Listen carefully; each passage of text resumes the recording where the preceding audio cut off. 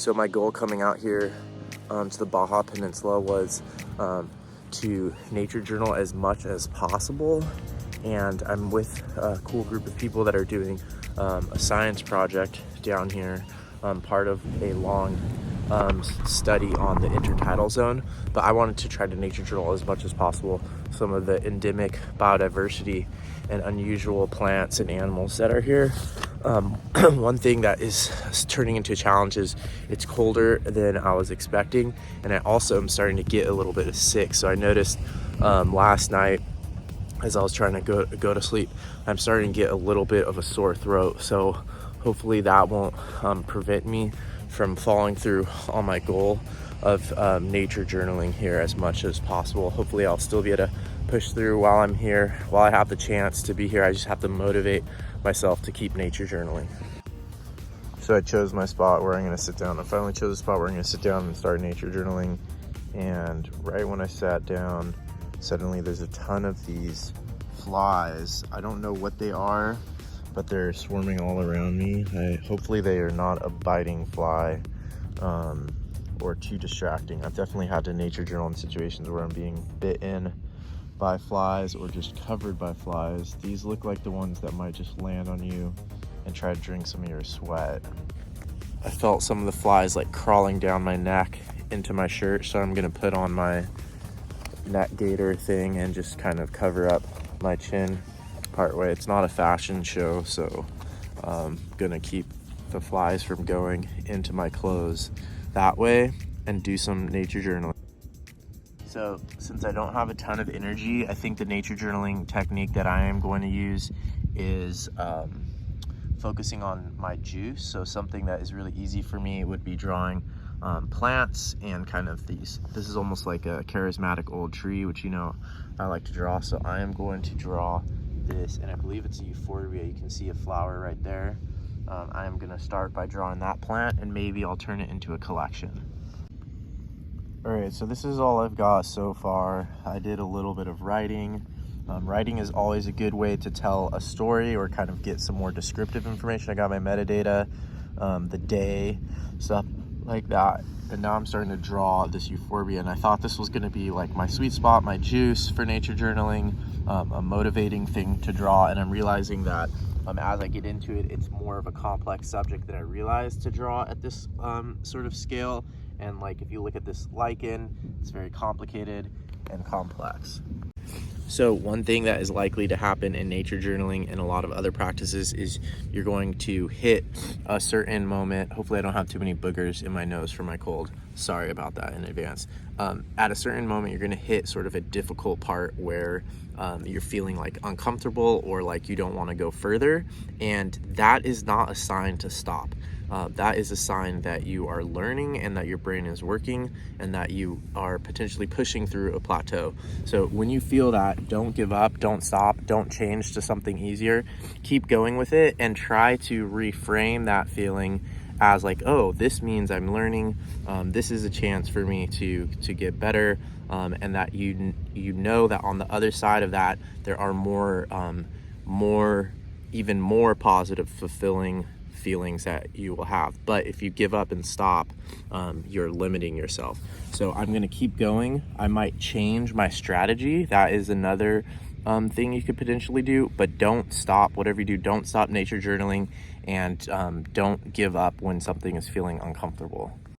Meanwhile, the flies have been crazy. One was trying to get inside of my ear, so luckily I have this headscarf, head gaiter from the company Buff. These are really good for not getting sunburnt. They can be used as a mask as well. They're good if your face is cold, you don't want to get sunburnt, and if you don't want bugs crawling in your ears, these are really good. I'm not sponsored by this company, but I would like to get some free product from them. They have a merino wool one, but this is the synthetic one, which is better for hot temperatures. But I do like the merino wool ones, even in relatively hot temperatures, but this is the synthetic one, and they're really durable, last for a long time. If you want to pretend to be a ninja, they're really good. You can also use them for your hair. Very multi-purpose item of clothing.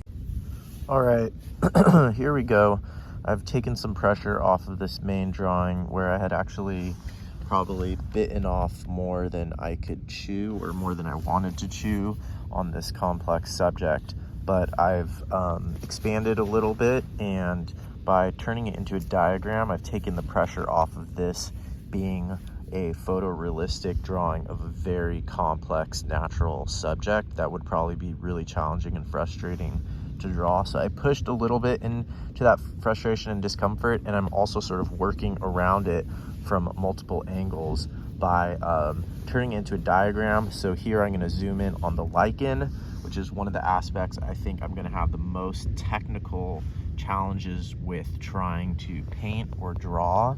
And then I've also done a diagram blow up or call out box. There's multiple ways to describe this, and I've done another one on the flowers, which is another really interesting aspect of this plant. And of course, from a botanical perspective, the flowers are what help you figure out the taxonomical relationships of that plant. So also doing some writing, some sort of humor mixed in with the lettering and the description, and all of that is taking pressure off of this, and at the same time is creating an aesthetic to the page.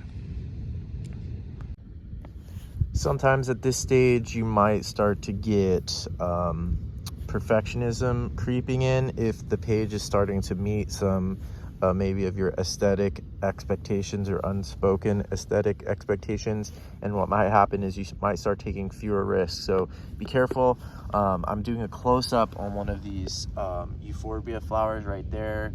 I can't zoom in on it that well, but it has very interesting structure and colors. I'm looking at it through my close focus binoculars, of course, the Pentax Papilio. They're really good for up to 1/2 meter focusing distance, so really good for looking at plants in this case, and looking at the structures. I'm showing it from multiple angles, also one of the leaves close up, but trying to be careful about the perfectionism at this point, especially as I start adding color. The color is going to be important information. I don't want to take too few of risks at this stage because I might like the aesthetic direction this is going in. It's really easy for that to happen at this stage. Meanwhile, the sky is clearing up a little bit. I think the sun is going to make an appearance here pretty soon. So sometimes you want to get your nature journaling, especially like if I were doing a landscape beat right now, or even anything related to color, trying to get that in before the weather changes is really, really important. So, or it's just also one of the risks of nature journaling and painting in the field is those things change. Check out some of these cool fog adapted plants here. You can see all of this lichen just growing on the ground right next to a bunch of cactus. There's a low growing cactus.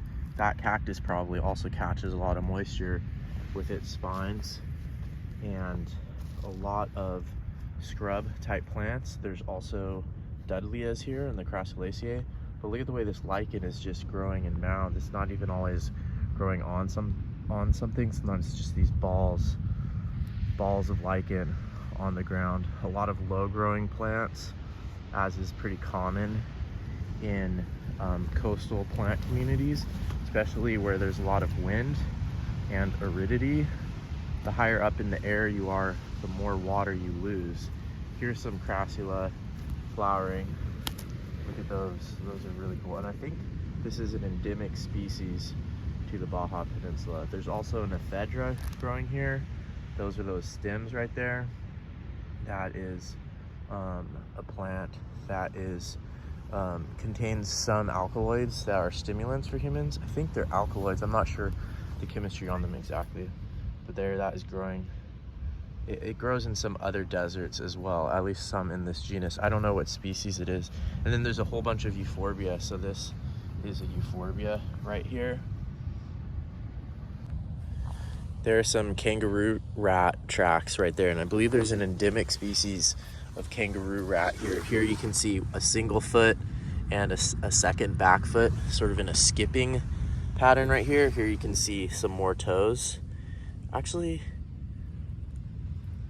this could actually be a rabbit There are kangaroo rats here too, but it's possible that those toes are looking a little bit more rabbit-like now that I look at it. Here's some mouse tracks as well, all those little things there. But there are a lot of tracks here, and yeah, I'm now thinking that this is actually probably more of a rabbit. See the way that there's this J shape of the toes? So if you drew a line connecting all of those toes there, it would make a J shape. And I actually think that, now I'm thinking that is more likely to be some type of rabbit, which would explain why it's slightly bigger than the kangaroo rat tracks that I've seen so far. But there's a lot of cool tracks here. There's these straight lines I've been seeing. I'm not sure what those are, probably an invertebrate, maybe like a millipede or something like that. These rabbit tracks are probably from last night. They look pretty fresh. There's a lot of moisture. This dew not only helps a lot of these plants, but this dew and fog is also good for tracking. Look how awesome everything is growing on the rock right here. There's so much diversity growing on this rock. Multiple types of lichen, including this just white one. This looks like some dead lichen. More lichen. Here is that cliff spurge, that euphorbia. Cactus growing right here straight out of the rock. This is that lichen with its fruiting bodies, I believe. Another type of crustose, is that even a word? Crustose lichen. And some Dudleya crassulaceae growing right there. Look at this rock, is just covered in plants. It's so cool. More lichen, this orange one here. Just a magical world of plants growing on this rock in the coastal scrub desert. Looks like some animals using that area. There's probably squirrels in here. All right, the flies are starting to go away. The sun's starting to come out. You can see the volcano back there, right back there behind me. This is the top of the blown out crater there. And I feel like I got a pretty good page in looking at some plants. This euphorbia right here, a spurge. You can see it milking right there, one of the other characteristics of the family. I got the characteristic flower, showed some of this lichen down here, and had a good time before breakfast. So just doing a little bit of nature journaling in Baja. You can see that volcano back there behind me. Fog starting to lift, but still a fog desert. There's ocean out there, bringing you some nature journaling action. So you can enjoy vicariously from home this adventure, but also apply some of these same techniques. These same techniques apply to your nature journaling, the metacognitive stuff that I mentioned, how to push through that discomfort, how to choose a subject when it's hard to choose a subject, how to deal with flies or other distractions, whatever they might be, and get a good nature journaling session in, because nature journaling can make the world a better place. So go out, get some nature journaling of your own in, even if it's just 5 minutes. If you agree that nature journaling can make the world a better place, become a member on Patreon. For $5 a month, you can support the work that I do and help spread nature journaling to more people around the world.